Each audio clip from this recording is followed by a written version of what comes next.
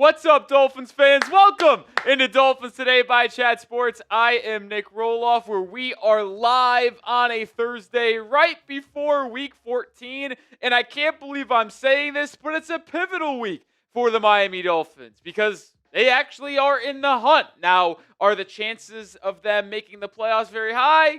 No, not necessarily. But with 5 games to go in the season, they have not been eliminated after starting the year horribly, and they play the rival New York Jets this Sunday with a chance to get to 6-7 going into their final 4 weeks. And if they do that, well, just maybe they can rattle off 4 more wins in a row because they're trying to make it 4 straight this Sunday, finish the year 10-7, and who knows, maybe that's good enough for a playoff berth. We're going to talk about some interesting comments from Dan Orlovsky today. The ESPN analyst and former quarterback had some real positive things to say about the Miami Dolphins. I wanted to react. Plus, we'll talk about some major news surrounding Miami, not only this week, but next week and on Jonah Savaiinaea. It will not be a long live show today, only a pair of shows that we're going to film, but still wanted to come here live before Thursday Night Football. An essential playoff game, by the way, between the Lions and Cowboys. I think whoever loses that game is done for their season, respectively, in the NFC, and hang out. So hopefully you guys are appreciative of the live content. And as always, shout out your city for me down in the comments section. Where are the real ones watching from as we welcome in Producer Coop? What's going on, Rolly? Happy Thursday to you. And it is a big game tonight. I mean, it's a playoff game. Yeah, it absolutely is. The Cowboys have been playing good ball. Lions slipping a little bit. It'll be an interesting one. I'm excited to watch. I mean, I was talking about it with some of my friends today. Lions 7-5. Cowboys 6-5-1. Yep. I mean, if the Cowboys lose, then they're 6-6-1. Done. Like, I don't think they'd have to win out to finish the year 10-6-1. And the worst team in the NFC right now, playoff race in the wild card, is the 49ers at 9-4. Correct. So the Niners would just have to go 2-3, or it should be 2-2, and their 2-2. final 4 games are on bye to make the playoffs at 11-6. So, and then same thing with the Lions. If the Lions lose this game, and that's, by the way, something you mentioned, if the Cowboys lose, the Lions earn the tiebreaker over them and move to 8-5. And if they finish 10-7, you never know. And if the Lions win, or excuse me, the Cowboys win, the Lions fall to 7-6. Cowboys now the tiebreaker. They're 7-5-1. I just don't see how the Lions are going to be able to overcome. I'll tell you this: you can't count the Cowboys out of winning the East. If they lose, they're done. Exactly. If they win, maybe they get to the Eagles. Now, with that being said, I think the Eagles win this week for sure against the Chargers. Even though it is in LA, Herbert's banged up. He might not even play. I don't know. The Chargers aren't that good, I'll tell you that. But no Jalen Carter for the Eagles in this game as well. Shout out to Dan in Westover, Maryland. My guy John Soto in Melbourne, Florida. Oh, Soto, I might ban you from the chat for that. What is this? What'd he say? Let's go Mavs. Yeah, Soto's a Mavs fan. He was in my chat the other night. Get out of here. Stupfi in Stuttgart, Germany. We got Drew in Towanda, Pennsylvania. Ryan in Tampa, Florida. Emmanuel in the Bahamas. What's up? Brian in Danville, Pennsylvania. Solo in Hollywood, Florida. Vincent in West Palm Beach. What's up, Cone Master? Axie, my guy. What's up? Captain Cool in Miami, Florida. What's up, Captain's Cool? A big win for Stupefy's Stuttgart yesterday. Is that a soccer team? Yep. Is that how you say that, Stuttgart? Yep. What did I say? Stuttgart? That's what you said. Did I say Stuttgart? Yeah. I'll take it. I don't know if that's true or not, but I'll never complain about that. We are on to Jets Hate Week, my friends. Where's ACOC? Yeah, where's your confidence level in beating the Jets? Scale 1 to 10. No rookie scores. Give me a decimal if you so choose to. I feel confident about beating the Jets. I wouldn't say I'm overly confident. If you actually go back to our Week 4 lead up and build up to the Jets-Dolphins game, I think my confidence level in Miami beating New York at home was like a 9-4. I wouldn't say it's that confident this time around. The Jets are kind of playing better football over the past month. They're still not a good club, switch though. to Tyrod Taylor. I would go confidence level 7-1. That's lower than I thought. It's on the road. It's going to be cold conditions in Miami. We'll see if that changes how they play. I think I'm going to venture in the higher sevens. I'm probably going like 7-8. Like, if this was at home, I would be in the 9s again. But it's in on the New road, York. It's cold. Gonna be cold. Now, Miami's kind of style of play over the last month, which we'll talk about, is much more prefaced on physicality and running the football. Yep. So it's less on Tua's shoulders to beat you in the passing game, which might take away some of those rough moments in cold, bad conditions that we've seen in the past. But either way, I still feel pretty good, man. I think 7-1. Yeah, like Ryan mentioned, they've been competitive lately. They have been. They beat the Falcons this past week, which the Falcons are pretty bad. Who did they just beat a couple weeks ago as well, the Jets? I mean, because they have 3 wins now. Let me look at the schedule real quick. I forget, but Jets schedule, they beat the Browns. Oh, that's right. In Shadur's game, right? No, Shadur did not play yet. That was like a month ago. But that was another bad weather game as well. Jets 3 wins this year against who else did they beat? They got 3 wins. They beat the Bengals on the road. They beat the Bengals on the road, Joe Flacco. Yeah, so they've actually won 1, 2, 3 of their last 5. Only 2 losses in that 5-game stretch were to the Ravens, which they were competitive with Baltimore for most of that game. And they lost to the Patriots on the road on Thursday Night Football. That game wasn't really ever that competitive.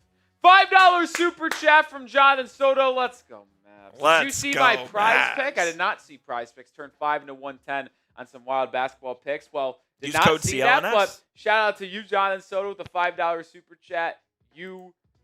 Congratulations. Hopefully you used code CLNS to get $50 in lineups when you signed up. We'll tell you more about prize picks coming up here in a second. Also, I'll say this, folks. Appreciate you, Jonathan Soto. Whoever is the MVP on today's stream, I'll give you 5 extra raffle tickets for our giveaway item on Sunday against the Jets. We have a little Dolphins throwback circular wall art. Nice. Yeah, that we're going to be giving away. So that's certainly an option. Soto currently leads the charge, but anyone could match him with a $5 super chat or take the lead with a $10 super chat.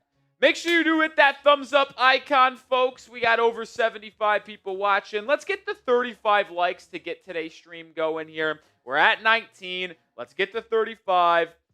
16 people need to hit that thumbs up icon. Should be easy to get to.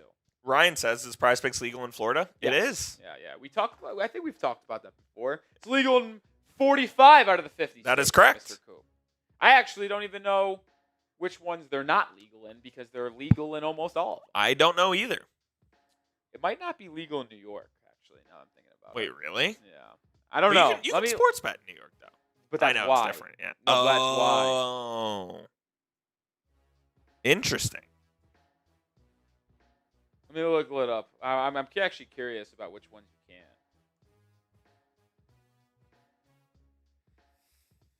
can. Where is Prize Picks Illegal. Illegal is the way I should ask the question. Oh, it is in New York. Ready for the 5? Yep. Is Hawaii on there? Yes, Hawaii is one of them. Ooh, Alaska? Alaska, good to go. The 5 states you can't play Alaska, it's actually funny, or Prize Picks, it's Hawaii, and then all 4 states are right there. Washington, Montana, Idaho, Nevada. Those are the 5. Nevada's interesting. Those are the 5. You can do whatever you want in Nevada. Besides Prize Picks. I mean, literally whatever you want. Yeah, come on. We need 2 more likes to get to 35, man. What's my confidence level in the Finns winning out? 1.7. I think they'll win out of the final 5 games. I think they'll have a winning record in the 5 games. I think they'll go 3-2. But they will not go 5-0. I'll go 5-0. Well, it depends on. Here's my thing. It's I think they split the games against the Steelers and Bengals. And I think they split the games against the Bucks and Patriots. So that's my thing. They split those 4 games. They'll go 2-2. Win this Sunday, 3. Now, I could see them going 4-1. I could see them beating the Patriots in New England in Week 18. If the Patriots are resting. They are not playing for anything. because the Patriots could have the 1 seed locked up at that point. But look, the Bucks are kind of in a free fall. Yeah, they're playing bad The ball. Steelers stink. The Bengals, I don't know. Exactly. There's some winnable games, but it starts here. You have to beat the Jets. Yeah. I mean, you have to beat the Jets. Guys, gotta win, man. Gotta win. All right, we crossed 35 likes, so I think with that being said, Mr. Cooperstein, why don't we hop into the first segment on today's show? It's going to be a little bit of a shorter live. I'd say it's probably like a 45-minute hour live. What?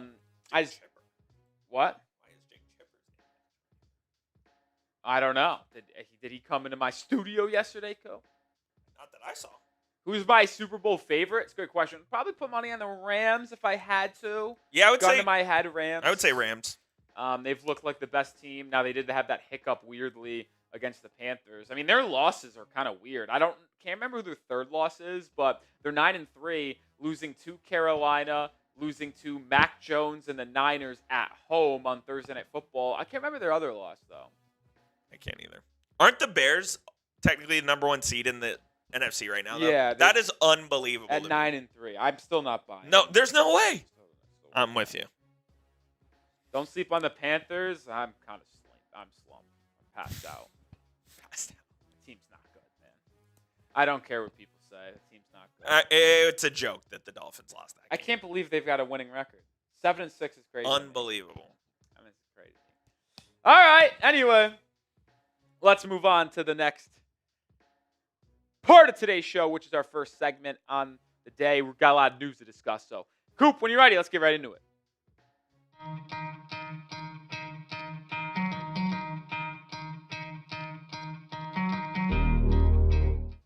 A lot of Miami Dolphins news to discuss on today's edition of Dolphins Today. I am Nick Roloff. We are going to look at the injury report for Dolphins-Jets Week 14. Very positive for the Miami Dolphins. It's something I want to highlight that I saw someone talk about on Twitter/X. Plus, we also have an update for the next week. Yeah, we're already looking ahead. Dolphins-Steelers Week 15, Monday Night Football. And we'll round out the show with Jonah Savaiinaea, the second-round rookie out of Arizona. Is he finally taking that next step of improvement on this Dolphins offensive line? But let's get into the injury news first. And it is very rare to see such a clean injury report for the Miami Dolphins. Only 3 players limited on Wednesday's practice.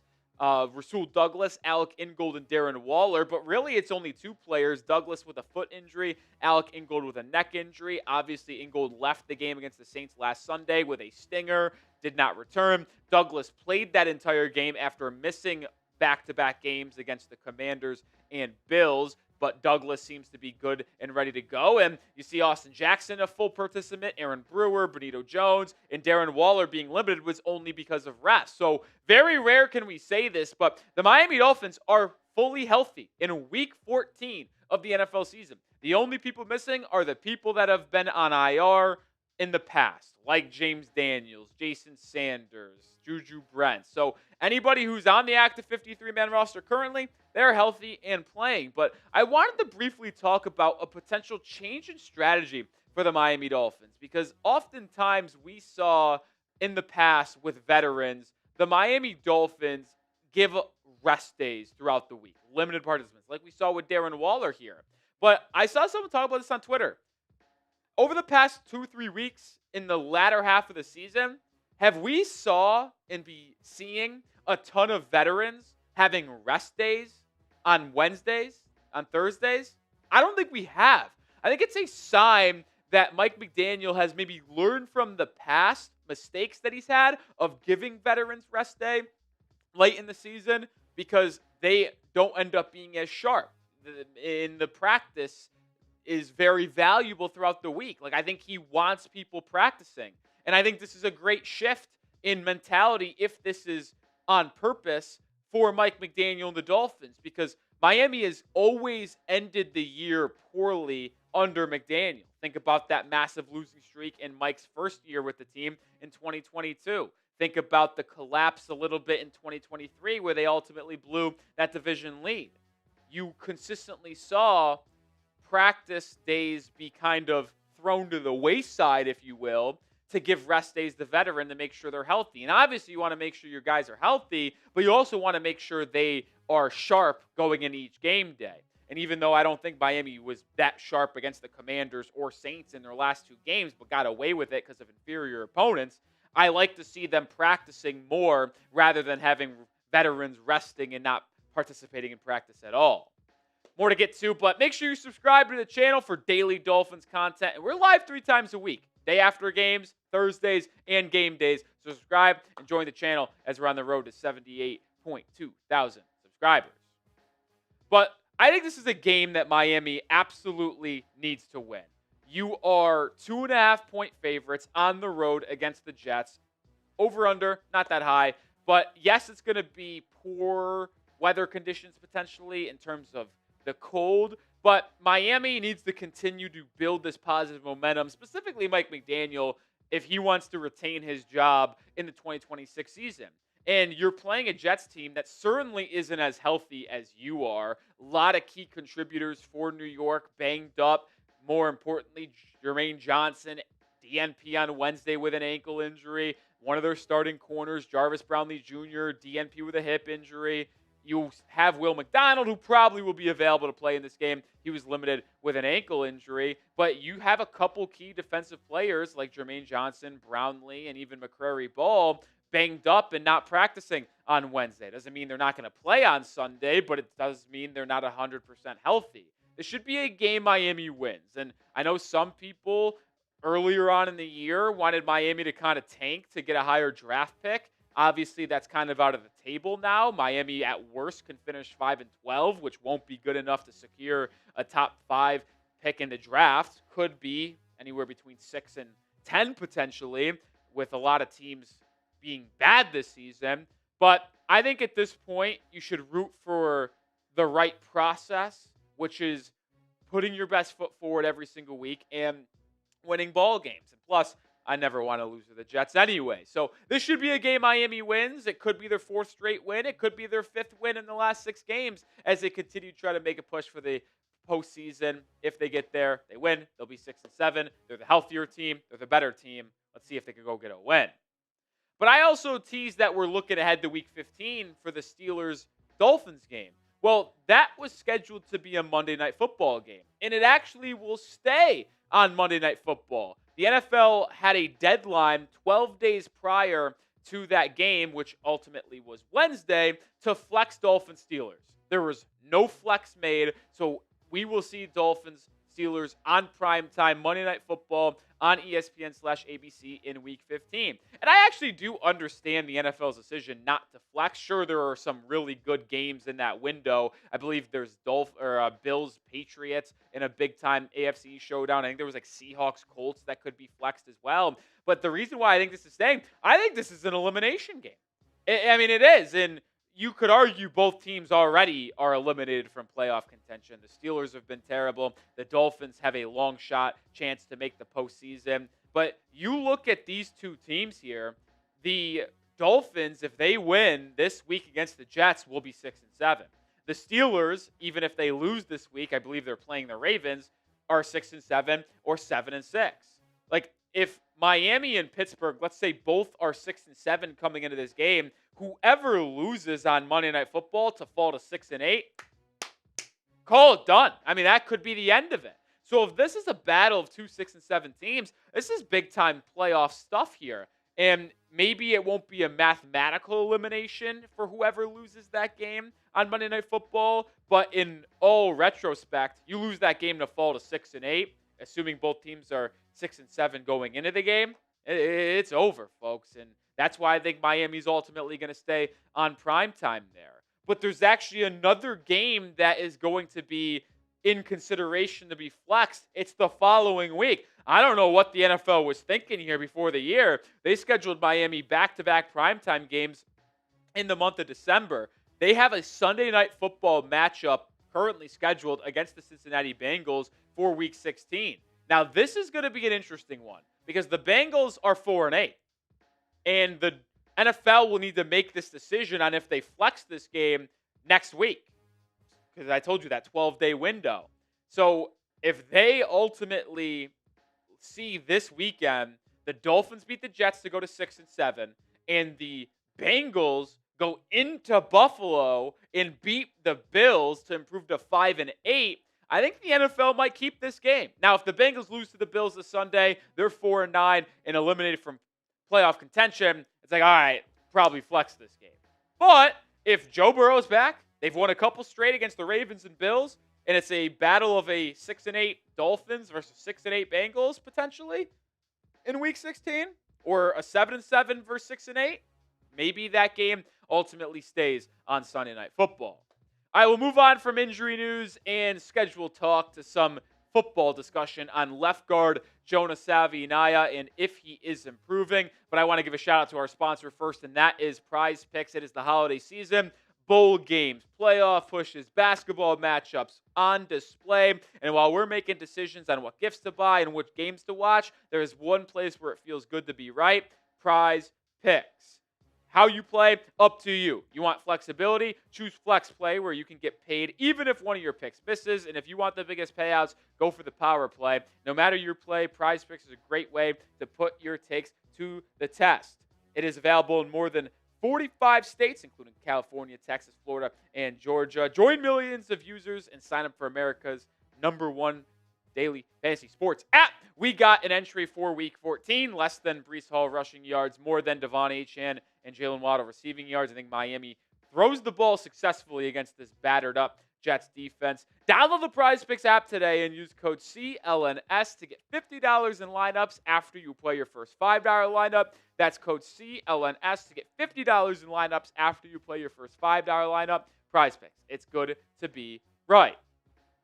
I briefly mentioned it earlier this week that Jonah Savaiinaea, the rookie left guard, has been improving a little bit over the past 2 weeks, month, if you will. And the offensive coordinator, Frank Smith, actually explained, which this was a typo from Joe Schad, obviously isn't the offensive line coach, but Jonah has been getting better, and Smith noted that he's been better in terms of using his aggressiveness and at times leaning on approach and technique. And there has been improvement. I am not going to sit up here and act like there hasn't been steps in the right direction for Jonah Savaiinaea.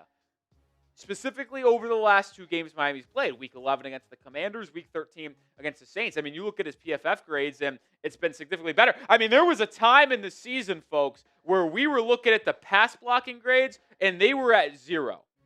0.0 multiple times this season.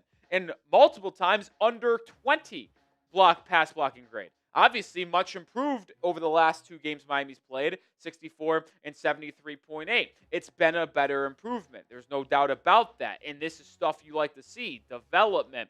Because Miami, even if they don't make the playoffs this year, which is very likely, the one thing that you want to see over the last 5 games of the season is Kenneth Grant, Jonah Savaiinaea, Jordan Phillips, Zeke Biggers, and some of these other rookie players and second-year guys making the right steps forward to cement their places on the roster next season to where maybe they can be more pivotal, productive pieces that contribute to winning for the Miami Dolphins.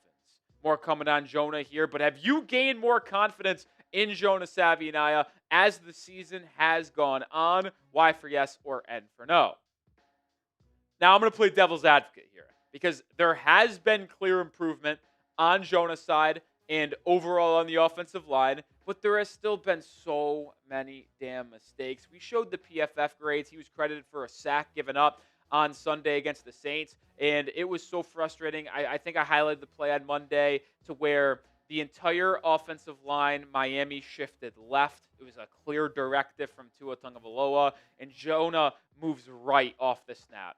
And it ultimately allows a blitzing linebacker from the second level on his side to go untouched to the quarterback Tua, and it's because Jonah made the mistake of going inside rather than outside. Like, those stuff can't happen, and I get it. He's a rookie, but like, we're now 12 games into your NFL career here. We can't be having these mental mistakes continue to happen. It just simply can't happen. And there has been a step up, but I also want to highlight it hasn't been much of a step up.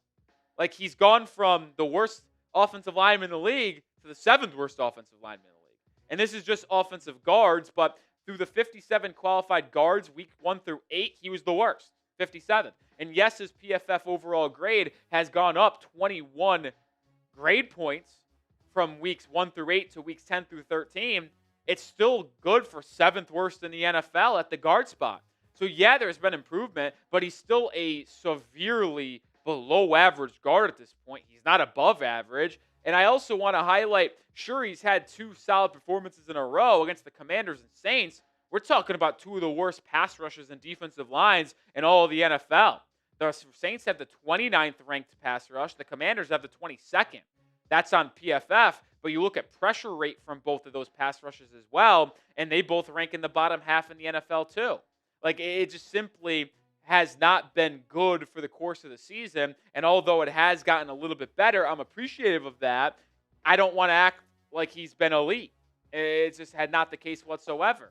And as you continue to move forward with the rest of the season and overall, you have to wonder how the coaching staff in the front office feels about Jonah going forward, because you do have most of your offensive line under contract for next season. Patrick Paul, 3rd out of 4 years of his rookie deal. Jonah, 2nd of his 4 years. Aaron Brewer in his final year of his contract. Austin Jackson, final year of his contract. James Daniels will be in year 2 of 3 of his deal at that right guard spot.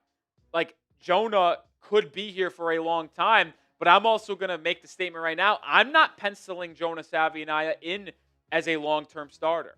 If he ultimately is the starting left guard for Miami again next season, so be it. I'm not going to maybe look to make the switch from him already. I'll maybe give him one more chance to start at left guard. But if he's able to become one, that's massive. It really is.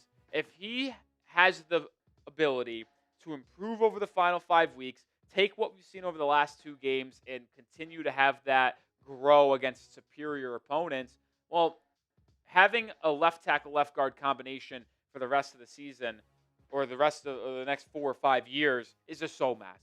It is. It would allow Miami to really commit to the style of play that they've had over the last month of running the football consistently. And it would just make life a lot easier on Tua and the Dolphins front office if they feel good about that left side of the offensive line going forward. I'll do it for today's show. If you want more content, make sure you subscribe. And if you're still watching and aren't subscribed, what are you waiting for? Might as well join the channel. You like what we're bringing to the table, at least some capacity. 41 subscribers away from 78.2K. Let's get there on today's show. All right. One seg down, Mr. Cooperstein. Have you guys gained more confidence in Jonah? Y for yes, N for no? It's a double-edged sword, I think. You pointed out it was against 2 really crappy teams in the Saints and Commanders. But at the same time, you have seen some improvement. He's not quite literally the worst offensive guard in the league right now. He's only the 6th worst offensive guard in the league. So there is improvement nonetheless, but he still needs to continue to get better. Yeah, he needs to continue to improve. He's far from perfect, but he's making steps, which is a good thing.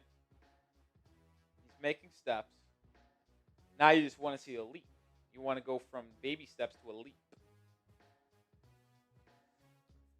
But I see him, MC Gaming saying yes, Scott saying yes. I see Mike saying he's already better than Cam Smith. Listen, Cam Smith was bad, 2023 second-round pick. And no longer in the league. No longer in the league is correct. How crazy is that? I mean, we've seen some quick departures from the NFL. I don't know, like a second-round pick in 2023 to get voted. Yeah, that's a tough one. That's hard to do. Cool. Dealing with some off-field stuff as well. Yeah. So. Potentially, yeah. Who knows? Who knows what's going on over there? Yeah. I'm sorry for all my Miami Hurricane fans out there, by the way. You guys got shafted. But also, they left the way they talked about it after. Did you see the way they? Yeah, they're like, oh, they can move even if they're idle. Yeah, they left room for like ridiculous. If BYU loses, for Miami to jump Notre Dame and BYU to get in, which is ridiculous. Outrageous. Like, BYU should not be punished if they lose in a conference championship game because they actually made it there. They're 11-1. And then they're like, well, we haven't really compared Notre Dame and Miami because we have a team in between them. So they're saying if BYU loses and moves down, which shouldn't happen regardless. Correct. And it's like, oh, then Miami and Notre Dame are next to each other. Oh, we'll move Miami ahead because they beat them. Like, that's just the worst thinking in the world. I can't stand the CFP. Oh, they're a joke. And if BYU gets smoked, look, there's a discussion to be had. But I don't know if they will, number one. And if they don't, they should stay in there regardless. But who knows what this committee's thinking? You know what? I have a take. Bring me back to the BCS days. The BCS sucked. Because the BCS, the championship game would just be Indiana and Ohio State, and I would be fine with that. The BCS was horrible. Doesn't matter. You need a playoff. No. You don't want a playoff. I'm fine with the top 4. The expansion. You don't need 8 or 12. I don't need 8 or 12. I don't. Now, with that being said, I think the national champion from a year ago wouldn't have been in if it was That is correct. definitely 4. They were 9, right? They were 8. Tennessee was 10. Yeah. So I guess they would have still been in if there was an 8-team playoff, but I just don't need this many teams. Like, let's be honest here. Like, I don't care. Like, it's cool story. So should it be a 2-team playoff in the NFL? That's different. How so? More parity. More parity in the NFL. Not much. Like, Ohio State's winning the Natty. Like, let's fast forward. Let's call a spade a spade. I said this in freaking August. You did. You said there were 4 teams. I said there were 4 teams that could win the national championship. 2 of which. By the way, I think 3. Like, I think I stand by that. Stand by my statement. I mean, yeah, because one of your teams is going to win it. And my national championship game, I'm going to have my 2 teams are going to be the national champions. Who is your other one? Georgia. Oh, yeah, those are the 2 best teams. Yeah. Like, I think Georgia's better than Indiana. If they let the Horns in, which they won't. I think they could have made it interesting, but yeah. Yeah, congratulations to former Dolphin Brian Hartline. Had a 1,000-yard receiving year with the Dolphins. You know, going over to take that South Florida job. I'm sure he'll kill it, man. Good job. It's not a bad job. Not a bad job. It's not a bad job, that's for sure. All right, Mr. Coop. Let's continue to keep it rolling. We're having a smaller Dolphins live today, so we only have one more segment here. So we're going to do this segment, and then we'll hop off here on a nice little Thursday afternoon and let you guys go enjoy the rest of your Thursday night football, and the rest of your weekend. We'll still have you covered with videos over the next couple of days, of course, leading us into Sunday's Week 14 matchup between the New York Jets and Miami Dolphins. Coop, any weekend plans? I will be watching the North Texas game tomorrow. Shout out Mean Green. Big game. If they win, they're in the playoff. And then that's really it. Just watching football. How about yourself? Yeah, I work tomorrow because the Heat play, so I don't have off Friday like you do. Can't live as lavish as you. No doubt. On Saturday, yeah, I'll just watch some college basketball, go grocery shopping, maybe watch some college football. Good hoops this weekend as well. Great hoops. Yeah. I mean, I know it's conference championship week in college football, but like college basketball Saturday is like actually. Isn't UConn playing somebody good? No, they're not this week. I thought they were playing Illinois. But you have or something. Auburn, Arizona. Fantastic game. Duke, Michigan State. Iowa State, Purdue. Iowa State's pretty good, yeah. Top 10 country. You have Indiana, Louisville. Tennessee, Illinois. Isn't Indiana nice? Yeah, but they just lost to Minnesota on Wednesday. Oh, God. Lost into the Golden Gophers conference in Minnesota. Game. Yeah, conference game, really. Yeah, before we move on, let's answer Ryan's question. What are your thoughts on Summerall? It's not – I wanted Lane Kiffin, obviously, but I do think Summerall's going to do an okay job. I feel pretty optimistic. Really liked what he had to say in his press conference, and I think he's going to try to bring back the Florida Gators identity, which is an explosive offense with a lot of passing yards and a physical, tough defense, and I think that's what he's going to try to bring to the Gators, so I'm definitely excited about the hire there. I wanted Lane, no doubt about it, but I don't think Summerall's a bad hire. All right. Let's move on here and get into the final segment on today's live show. Do you got faith, folks? Because ESPN's Dan Orlovsky does. He has been praising the Miami Dolphins all week on social media, on ESPN, all of their shows, kind of speculating that he thinks Miami has a chance to make a push for the NFL playoffs. And it honestly surprised me that he thinks this is very possible. We'll start with what he tweeted on Monday morning after the game against the Saints. I mean, you see the date and time, 6:17 in the morning on December 1st. It's right after he watched the film from that game against New Orleans, saying that Dolphins are a dangerous football team right now, and they have totally transformed their offensive identity. And he's not wrong about that second part, about transforming the offensive identity. We have been talking about this now for a couple weeks, how Miami has gone from a finesse kind of RPO style passing the football team to, hey, we're going to just line up and we're going to run it right down your throats and be physical. And you have to give credit for the Dolphins making that switch with Daniel Brunskill, which we'll talk more about here in a second, Tua Tagovailoa checking into a lot of these run plays, and Mike McDaniel in this offensive line playing extremely well. I mean, you look at the shift here, and it really started week 8 against the Atlanta Falcons. That's when the Dolphins offense really started to shift to this run-heavy offensive scheme. Actually coincides with Darren Waller getting hurt as well because it forced Miami to utilize some of these 6 offensive line sets. But weeks 1 through 7, Miami averaged 18 runs per game. And this is designed runs per game. So I am not accounting for Tua Tagovailoa scrambles or anything like that. If they are running the football by design, it was 18 times per game in the first 7 weeks of the year. In the last 5 games, week 8, week 9, week 10, week 11, and week 13. Obviously, Miami had a bye week in week 12. They have averaged 28.8 runs per game. That is an unbelievable shift. 10 more designed runs a game for Miami. Now, some of that could be because they got up big against Atlanta early and ran the ball a ton in the second half. Same thing could be said about the Buffalo Bills. But Miami has been running the ball extremely effectively because they've put a more emphasis on it. And the run game designed by Mike McDaniel has been really impressive. But I mentioned it just a second ago. It's not just they woke up one day and said, we're going to run the football, and they just did it better. No, it's because the design and the personnel that they used, which was that Daniel Brunskill 6 offensive line package. They used him as a fullback at times, as an inline tight end. They got him in motion to get him out on the perimeter easier when they were doing halfback tosses, end arounds, and zone runs to the outside. But it also allowed them to be more effective running the football over the middle of the field.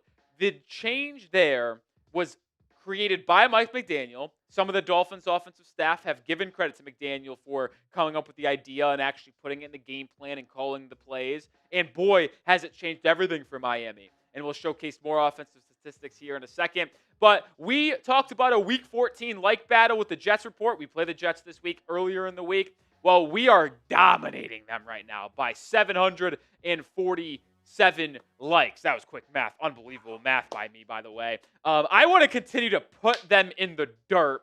Hit that thumbs up icon to take down the Jets this week. But I wanted to utilize some offensive advanced metrics to showcase the offensive change, because we talked about it, but how about the runs numbers actually backing it up? Weeks 1 through 7, bottom 10 offense in the entire NFL. Sure, they were still about league average in EPA per rush, but EPA per play, 27th, EPA per dropback, 27th, and then 29th in rush success rate.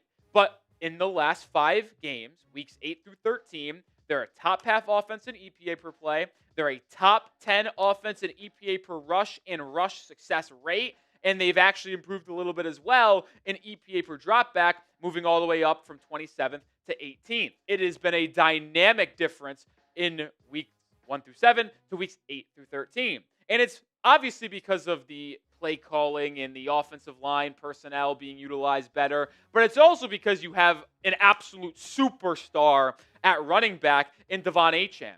It has been incredibly awesome to watch him in a week in, week out basis, to see him become a top 5 running back in football. I've talked about this over the last month. Achane, Bijan Robinson, Jahmyr Gibbs, Jonathan Taylor, Christian McCaffrey. Those are the top 5 running backs in football, and there's really no debate. Now, you could rank them however you want to. I would put up Achane probably in the top 3, and that's how good he's been. And once again, I'll kick it to Dan Orlovsky, who said, do not sleep on Miami. Devon Achane owns the highest explosive run rate in the NFL, 17.2%, over the last 3 games. He has been having 6.6 yards per carry, 428 yards, 21 first downs, and 14 explosive runs. Devon Achane has been unbelievable all year long. Honestly, throughout his entire career.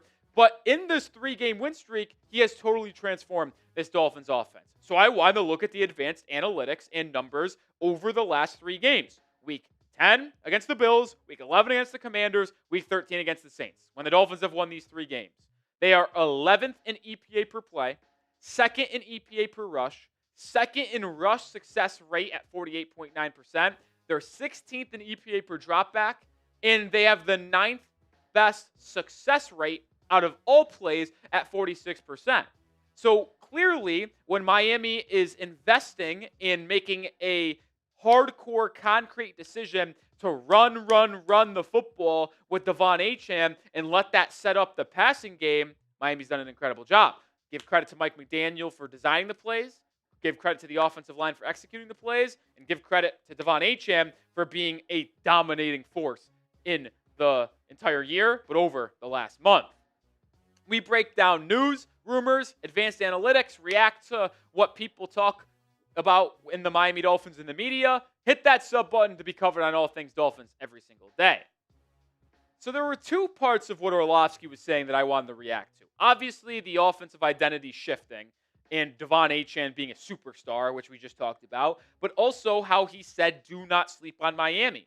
He has been hinting at, on social media and on the shows. I watched him do a segment on it on Thursday morning, by the way, about he said the Dolphins can make the playoffs. That was his hot take of the day. I say pump the brakes. But let's see what maybe Dan was talking about. I mean, you look at the AFC right now, it's going to be hard-pressed for me to be talked into them making the playoffs. They've still got 3 teams ahead of them, and that's before you even get to the teams actually in the wild card right now, which is the Chargers, Colts, and Bills, all at 8-4. You've got the Texans at 7-5. You got the Steelers and Chiefs at 6-6. Now, there could be some cannibalism between the Ravens and Steelers, because they play each other 2 more times. The Dolphins still play the Steelers, so if they're able to beat them, that would be a massive advantage. You look at the Dolphins' remaining schedule. Obviously, the conversation starts at winning the final 5 games. There is no way Miami makes the playoffs if they finish anything less than 10-7. So they got to win all 5 of these games. They play the Jets in New York this Sunday. Then you go to Pittsburgh for a Monday Night Football game. Then you host the Bengals and Buccaneers before finishing against the Patriots. And although I was very skeptical, and on our live show Thursday, someone asked me, what do I think the chances Miami wins out are? I said like a 17% chance. I think it's growing on me as time goes on. You go game by game. Miami's better than the New York Jets. They just simply are. They should win this game on Sunday. Against the Steelers are collapsing. They look horrible. So that could be a win for the Dolphins. You come back home to play the Bengals, who, Joe Burrow's back, but that defense is horrendous. You should be able to run the ball up and down the field on them.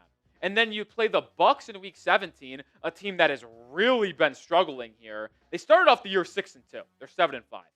So they're 1 in their last 3. That's not good math. No, that is true. They're 1 in their last 3. They have not been playing good football. They've got a lot of injuries, although they are getting some key players back, like Mike Evans potentially. And then in Week 18, there's a chance the Patriots have the number 1 overall seed locked up if Denver loses a couple of games here down the stretch and New England wins their next 3 games. So if that's the case, maybe New England rests their guys and Miami can win. Do I think it's likely? No. But it is more likely the more I look at each respective game. But even with that all being said, the Dolphins' playoff chances, according to New York Times, if they win out and finish 10-7, is still just 14%.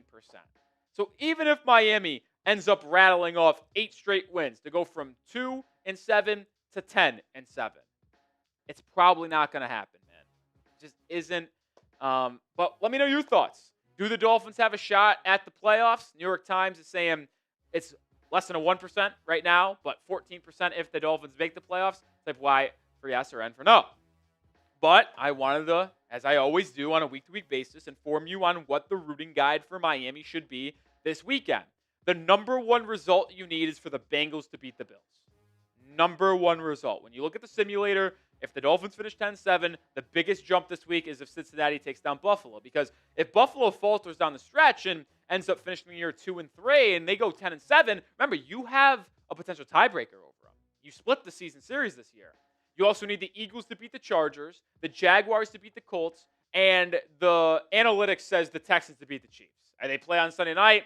The game's kind of a wash, in my opinion, because it's two teams already ahead of you in the standings. But if you do all those four things, and that happens and you win out, the number goes from 14% to about 30%. So it's a 16% increase if all four of these things happen and Miami obviously wins out. Now, the realistic outcome and pathway for Miami to make the playoffs this year is a Chargers and Indianapolis Colts historic collapse.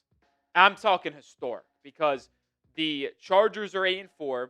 The Colts were 8-2, but these teams are the most likely, in my opinion, to collapse down the stretch due to their schedule and the injuries to their quarterbacks. I mean, this is certainly getting a little interesting. Justin Herbert suffered a fractured hand this past Sunday, and he's questionable to play on Monday night against the Eagles. But if he is severely, I don't want, what would you say?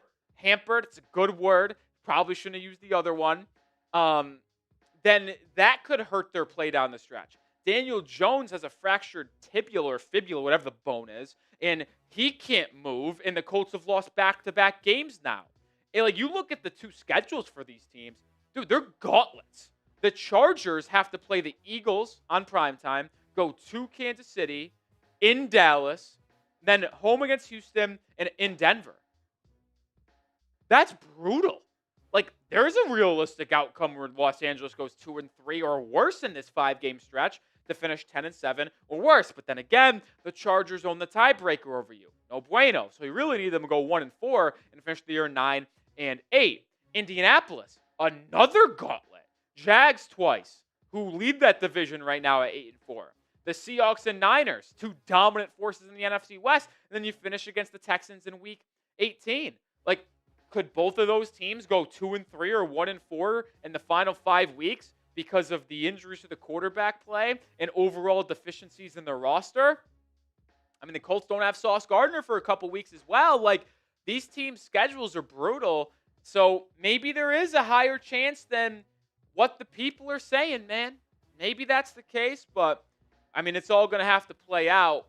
And we're going to round out the show here in just 1 second. But take advantage during the holiday season.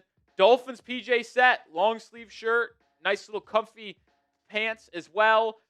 $30 or $5, 50% off. Down from $69 to $35 at chatsports.com/DolphinsPJ set. Smalls are already out of stock, but they should have mediums, larges, extra large 2Xs. They're running out, though. Links in the description and comments of today's show. chatsports.com/DolphinsPJ set. I'm going to close the show here. Let's go away from what Orlovsky said about the playoffs and just quickly talk about how even if Miami doesn't make the playoffs, I think the Dolphins have found the path for success offensively in 2026 if Mike McDaniel and Tua are back. Obviously, things will change if they fire Mike McDaniel and either cut Tua, which is incredibly unlikely, or find a trade partner for Tua. But if you have both of those guys back and want Miami to be a better football team next season, you need to continue to do what you've done over the last 5 games. It's the only path to offensive success. Really, we've seen Miami have such a strong offensive shift. And it's been sustainable offensive success over the last 5 games. Not only for the Dolphins offense as a whole, but Tua Tagovailoa. And assuming they're both back, which seems like it's heading that way right now, if you want to have the success next year, you got to continue to do this. Look at the difference in Tua. And it's been incredible to watch. On the left, you see his numbers from the last 5 games. And on the right, you see his numbers in the last 4 weeks, right? the difference is so stark. Ever since Miami started utilizing the run game more and really going run heavy, it has helped Tua's play. He's been phenomenal over the last 5 weeks. Phenomenal might be a strong word to put it, but it's certainly been better after being a bottom 5 quarterback in the NFL through the first 7 weeks of the year. It's been significantly better from weeks 8 to 13. So, final word on today's show. Everyone, me, you, Dan Orlovsky, can see that the Dolphins offense has gotten better and what is working. You cannot go away from this style of play offensively in 2026. If they're gone, they're gone. I don't think they will be. And if they are here, like I expect, they need to commit to the run. They need to feature Devon Achane as that lead guy. Devon Achane should be going number 1 in fantasy football drafts next season. That's really what should be happening, because McDaniel and this offense should certainly hammer him like they've been doing over the last 5 weeks. All right, I'll do it for today's show. Remember, let's take down the Jets in our like battle. Win on the YouTube streets. We win on the field. That's what I've been told. So hit that thumbs up icon, and I'll see you with another video coming soon. Yeah, I don't know if that was on me. I guess I did accidentally put weeks 1 through 7 first. Yeah.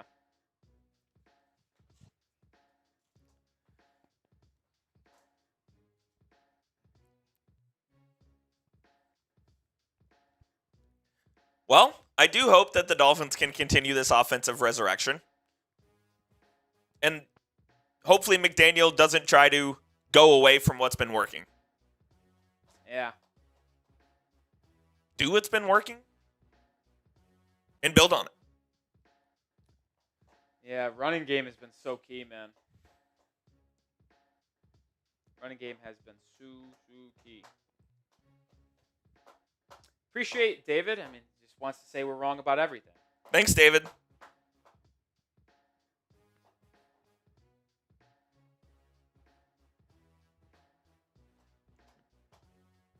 Yeah, but it's not like here's the thing, like everybody in the world thought the Dolphins' defensive line was good and their secondary was bad. So don't act like we're wrong about everything. And we also definitely, I guarantee you fucking thought the same thing. Sorry, go ahead.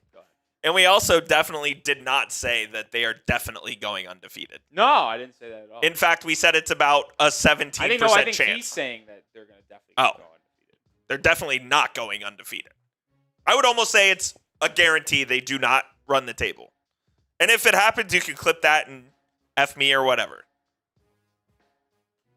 Yeah, I mean, I don't think there's one person on planet Earth that covered the Dolphins or talked about the Dolphins before the year started and said, yeah, the strength of this defense is going to be the defensive line and the weakness is the secondary. Yeah, that's what everyone said. Because on paper, that is how the roster construction When you had Jalen Phillips, Bradley Chubb, and Chop Robinson, you thought, and Matt Judon, you were like, oh, wow, this is a pretty good edge group. And Zach Sealer. There's no way. I doubt David was like, yeah, this cornerback room is going to be really good. This defensive line is going to suck. It's quite literally been the opposite. Yeah. What are you going to do? Can't please everyone. What are you going to do? I was right about the Dolphins should have taken Will Johnson. He's been a stud. He's been a stud. So not wrong about everything. Was Johnson picked prior to Jonah? After. Right after, yeah. Like 9 picks. Yeah. Dolphins traded up to get Jonah at 37, and Will Johnson was taken at 46 or 47. Yeah. You'd probably like Will Johnson. Well, I said they should have taken him at 13. They probably should have. You know what? It would have been a good pick. Yep. I was surprised he slipped that far. Yeah, it was something about the injuries, right? Yeah. Yeah. Still. All right. If no super chats come in, we'll sign off here on the channel. So, real. We'll hang out here. If people want us to stay live, if not, we'll sign off. I gotta meet with the bosses. Yeah? We're gonna film another Dolphins video outside of our live show that wasn't quite ready for the live portion of the day. You have a meeting? Yeah, just to go over there. Oh. I was like, interesting. I'm getting fired. Sounds like I'm taking over. Yeah. Fired. This channel would turn into a Quinn Ewers Glaze Fest. Might, anyway. See, I'll be honest, Coop, I've already premeditated the thought. I was like, the next time the Dolphins lose, like, I'm going to beat them. Absolutely. I love it. I'll tell you, for the people still watching, I'm going to tell you this right now. The next time the Dolphins lose, you will hear me say immediately after, Quinn Ewers should be starting the rest of the season. But I said that like 3 weeks ago. I said, once you're mathematically eliminated from the playoffs, start Quinn Ewers for the final month and see what you have in the 7th-round rookie and save Tua from injury. And because, like, what if you ultimately see in the last month of the year that Quinn Ewers could be like a franchise guy? Once you're eliminated from the playoffs, which is essentially with another loss. Yeah, you got to run the table if you even want a puncher's chance at making the postseason. I'll say this, though. Like, my only one counterpart to that, Coop, is I think I wouldn't start Quinn Ewers on Monday night on the road against the Steelers. That feels like a bad idea. That's throwing him into the fire. Even though the Steelers' defense isn't that good this season. Tomlin would. I don't know if I love that. I don't want that. So even if the Dolphins lost to the Jets this week, I think the earliest I would start Quinn Ewers is against the Bengals, which would be a pretty advantageous start to his career, hopefully. You're going against the bottom 5 defense in the NFL. So That'd be a good one to start him off on. that's kind of my thoughts on that. All right, that's going to do it for today's live show. Been a blast hanging out with you guys for the past hour. For Coop, Rowley, we'll see you live again on Sunday for Dolphins-Jets NFL Week 14 action. Miami's going to go for their 4th straight win and 5 of their last 6 and improve their record to 6-7 on the year. It'd be quite the interesting turnaround in a pretty easy part of the schedule. We'll ultimately see how it goes down, though. See you then. Peace out, Adios. folks.